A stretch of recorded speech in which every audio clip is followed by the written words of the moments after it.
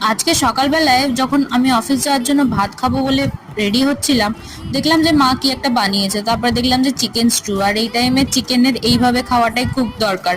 তো আমি এটা কোনোদিনও খাইনি, ফার্স্টে এখন খাচ্ছি। তো বেশ ভালোই লেগেছে, খুব একটা খারাপ লাগছে না। সবজি টবজি দিয়ে সমস্ত চিকেনের একদম পাতলা ঝোল, যেরকম রুগীদের খাবার হয়, কিন্তু রুগীদের থেকেও এটা বাকি মানুষদেরও অনেক ইম্পর্টেন্ট আমার মনে হয়। তারপরে আমি রেডিও হয়ে গেছি অফিস যাব বলে। আর আমি আজকে একটু অন্য বোতল নিয়ে যাচ্ছি, এগুলোতে একটু ঠান্ডা জল নিয়ে যাব।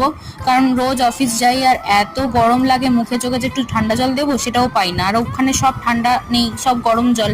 তো আমি একটা জল ফ্রিজে ঢুকিয়ে রেখেছিলাম আর একটা এমনি রেখেছিলাম, তো এটাই এখন ব্যাগে ভরে নিচ্ছি। আর এগুলো আশা করছি যে জলটা ঠান্ডাই থাকবে। তো কুন্তলের দোকানে এসেছিলাম, তারপরে ও ঠাকুরকে একটুখানি ধূপ দিচ্ছিল, ভালো করে পুজো টুজো করছিল। আর আমার গাড়িটা দেখো বাইরে রাখা আছে, মানে এখন যা রোদ লাগছে। চলো এবার অফিস যাই, নাহলে গাড়ি আমার এখন গরম হয়ে যাবে।